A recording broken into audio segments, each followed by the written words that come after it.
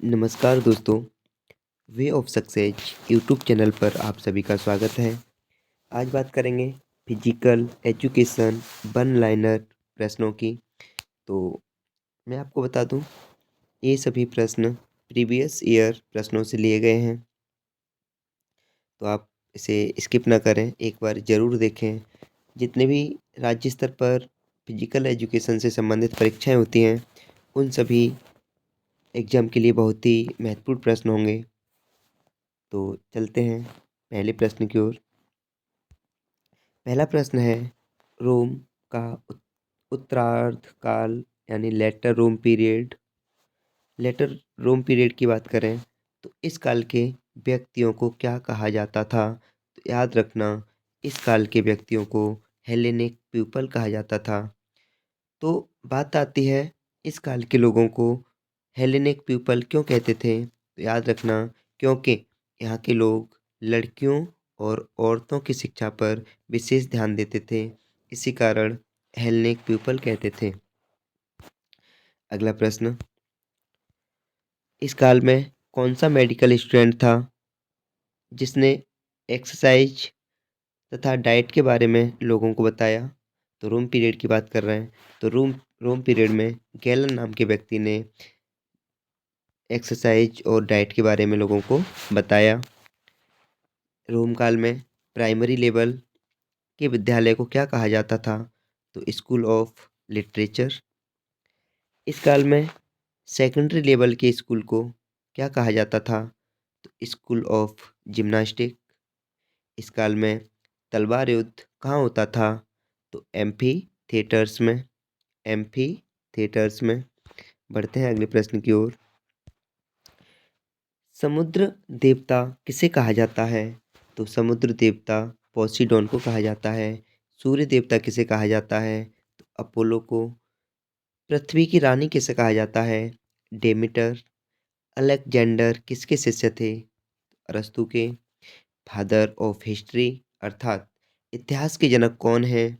तो Herodotus.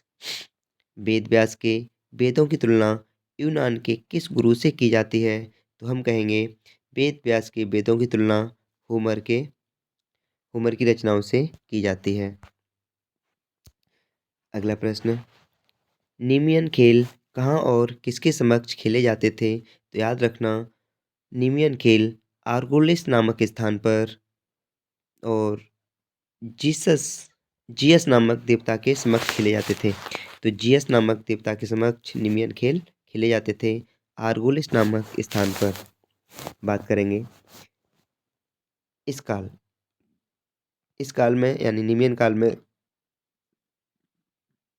Sorry रोम काल में जिम्नास्टिक एक्सरसाइज को क्या कहा जाता था। तो याद रखना, गेस्टिकुलेशन। क्या, रोम काल में जिम्नास्टिक एक्सरसाइज को क्या कहते थे। गेस्टिकुलेशन। रोम काल में शारीरिक शिक्षा खेलों के लिए स्वर्ण काल कहा जाता था। तो उत्तर एथेंस काल को। किसने कहा कि शिक्षा का मुख्य उद्देश्य परंपरागत ज्ञान को न देखते हुए ज्ञान को देखा जाए। तो सुकरात ने कहा था कि परंपरागत ज्ञान को न देखते हुए सही ज्ञान को देखा जाए। अगले प्रश्न की ओर बढ़ते हैं। किसने कहा कि शारीरिक तथा मानसिक विद्या में आपस में संबंध है। तो शारीरिक शिक्षा और मानसिक शिक्षा में आपस में संबंध बताया प्लेटो ने। किसको मेडिकल जिम्नास्टिक का पितामह कहते हैं। तो मेडिकल जिम्नास्टिक का पितामह हिप्पोक्रेटस को कहते हैं। पूर्व एथेंस काल में खेलों व एथलेटिक समारोह को किस नाम से जाना जाता था। तो पूर्व एथेंस काल की बात करें, खेल एवं एथलेटिक समारोह को पैन हेलेनिक गेम के नाम से जाना जाता था। बात करेंगे पैन हेलेनिक गेम में कौन सी प्रतियोगिताएं शामिल थीं।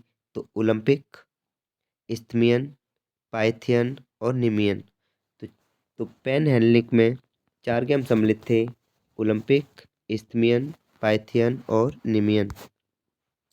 अगला प्रश्न, पाइथियन खेल पाइथियन खेल कहाँ और किसके समक्ष होते थे। तो याद रखना, डेल्फी पर्वत के समतल स्थान पर पाइथियन खेल खेले जाते थे, डेल्फी पर्वत पर, और अपोलो देवता के समक्ष यह खेले जाते थे।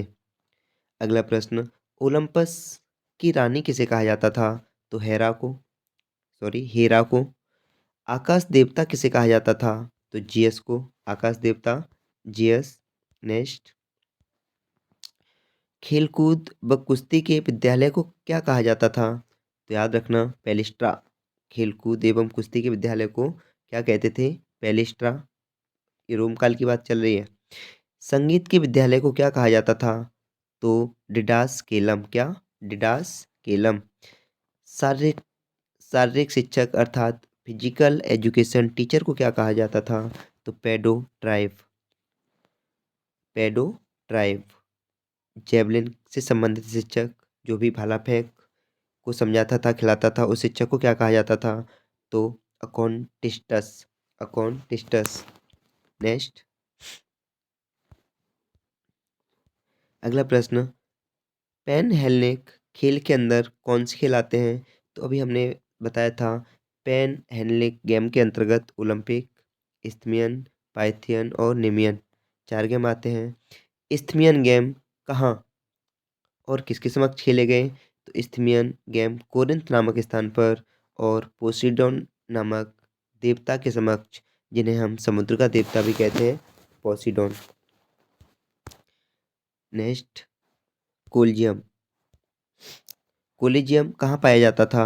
तो याद रखना, रोम में। कोलिजियम कहाँ पाया जाता था? रोम में। इस काल में किस युद्ध की देवता पूजा इस काल में किस युद्ध के देवता की पूजा की जाती थी? तो याद रखना, मार्स देवता की। जर्मनी के गर्ट्समथ नामक विद्वान ने कौन सी 2 किताबों पर कार्य किया? तो जर्मनी के गर्ट्समथ नामक विद्वान ने जिम्नास्टिक फॉर द यंग और गेम्स नामक किताबों पर कार्य किया था। किस व्यक्ति ने शारीरिक शिक्षा को जर्मनी में राष्ट्रीय एकता का एक जरिया बताया? तो याद रखना, फ्रेडरिक लुडविग जॉन फर्स्ट ने शारीरिक शिक्षा को जर्मनी में राष्ट्रीय एकता का जरिया बताया। अगला प्रश्न, जर्मनी के किस विद्वान ने टर्नबेरियन मूवमेंट की शुरुआत की? तो याद रखना, लुडविग जॉन। जर्मनी में टर्नबेरियन टर्नबेरियन मूवमेंट की शुरुआत किसने की? Ludwig John. जर्मनी में आधुनिक शारीरिक शिक्षा को शिक्षा से संबंधित करते हुए विचार किसने रखा? तो जॉन बर्नार्ड बेस्डो ने। अगला प्रश्न, जर्मनी के डसू स्थान न्यू न्यूट्रलिस्टिक स्कूल को किस नाम से जाना जाता था? तो याद रखना, फिलैंथ्रोपियम। जर्मनी में वह कौन सा पहला शिक्षक था जिसने पूरे स्कूल में 1 घंटा सुबह, 2 घंटा दोपहर भिन्न भिन्न खेलों को खिलवाया? तो जॉन साइमन। तो जर्मनी का एक टीचर जिसने सुबह में 1 घंटा और दोपहर में 2 घंटा अलग अलग खेल खिलवाए, नाम क्या था? John Simon. जर्मनी में किस विद्वान को आधुनिक कालीन शारीरिक शिक्षा का पिता कहा जाता है? तो जेबी बेस्डो। क्या? जेबी बेस्डो। अगला प्रश्न, अतिरिक्त शक्ति की अवधारणा अर्थात थ्योरी ऑफ सरप्लस एनर्जी किस विद्वान ने प्रतिपादित किया? तो हर्बर्ट स्पेंसर। तो अतिरिक्त शक्ति का सिद्धांत किसने दिया? Herbert Spencer. भविष्य दर्श भविष्यदर्शी धारणा भविष्यदर्शी धारणा किसने दी? तो कार्ल ग्रोस। मनोरंजनात्मक धारणा किसने दी अर्थात रिक्रेशनल थ्योरी किसने दी? तो लॉर्ड केम्स और GTW पैट्रिक। यहाँ टी है, सॉरी, GTW पैट्रिक। पुनः अवलोकन धारणा किस विद्वान ने दी? तो स्टैनली हॉल। पुनः अवलोकन अवधारणा स्टैनली हॉल। आगे बढ़ते हैं, मनोविश्लेष मनोविश्लेषक धारणा साइको एनालिटिकल थ्योरी किसने दी? तो सिगमंड फ्रॉइड। सामाजिक अवधारणा सोशल थ्योरी किसने दी? तो अरिस्टोटल अर्थात अरस्तू ने दी। आगे बढ़ते हैं, निम्न में से किसने ओलंपिक मसाल के एंथम से एथेंस निम्न में से किसने ओलंपिक मसाल के एथेंस से आयोजित स्थल तक लाने का प्रचलन प्रथम बार शुरू किया? तो कार्ल डायम। तो हम कहेंगे ओलंपिक मसाल किसने दी? तो कार्ल डायम ने। अंतर्राष्ट्रीय ओलंपिक समिति का मुख्यालय कहाँ पर है? स्विट्जरलैंड। और कल की सीरीज में मैंने बताया था कि आईओसी के वर्तमान अध्यक्ष कौन है? तो याद रखना, आईओसी के वर्तमान अध्यक्ष थॉमस बच। थॉमस बच कहाँ के निवासी हैं? तो याद रखना, जर्मनी के। और इनका गेम कौन सा है? तो तलवारबाजी। क्या? तलवारबाजी। और तलवारबाजी को क्या कहते हैं? फेंसिंग। फेंसिंग। और कल की सीरीज में कराया था कि ब्लैक कार्ड किस खेल में दिया जाता है? तो याद रखना, फेंसिंग में। नेक्स्ट, प्राचीन ग्रीस में डिडास्केलियम क्या होता है? तो याद रखना, संगीत विद्यालय। तो डिडास्केलियम संगीत विद्यालय। प्राचीन ग्रीस में गॉड ऑफ हीलिंग किसे कहते हैं? गॉड ऑफ हीलिंग जीएस देवता को। नेक्स्ट, खेलों में पुनर्वास का उपयोग किया जाता है। तो पुनर्वास का उपयोग क्यों करते हैं? तो खेलों में पुनर्वास का उपयोग किया जाता है तो सुधारात्मक व्यायाम, करेक्टिव एक्सरसाइज, अर्थात खेलों में पुनर्वास के लिए संशोधित व्यायाम के कुछ व्यायामों को चरणबद्ध तरीके से कराकर चोट वाले अंग को पुनः सामान्य अवस्था में लाने का प्रयास किया जाता है।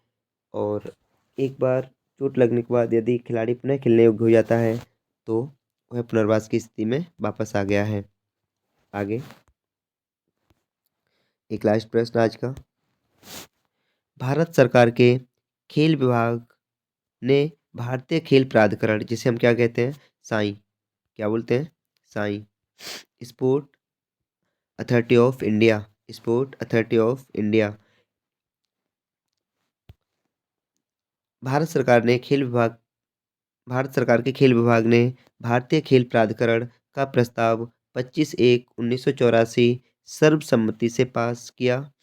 16 मार्च 1984 को स्पोर्ट अथॉरिटी ऑफ इंडिया का पंजीकरण खेलों को प्रोत्साहन देने के लिए एक सोसाइटी के रूप में किया गया। तो यहाँ से एक प्रश्न और याद रखेंगे कि साई का मुख्यालय कहाँ पर है? तो साई का मुख्यालय नई दिल्ली। कहाँ पे? नई दिल्ली। बात करें साई को क्यों बनाया गया, साई का गठन क्यों किया गया? तो 1982 में एशियन गेम हुए थे। कहाँ पर? भारत में। तो दूसरी बार भारत में आयोजित हुए थे एशियन गेम। पहली बार 1951 में भारत से ही आरंभ हुआ था इनका। तो बहुत से उपकरण खरीदे गए थे, बहुत से ग्राउंड तैयार किए गए थे। तो ग्राउंड की देखरेख और उपकरणों के रखरखाव के लिए साई का गठन किया गया था।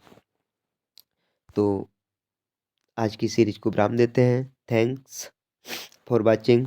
प्लीज़ यदि आपको सीरीज पसंद आई हो तो प्लीज़ लाइक करें, अपने साथियों को शेयर करें और सब्सक्राइब करें। यदि आपको सीरीज पसंद आई हो तो एक बार फिर से थैंक्स फॉर वॉचिंग।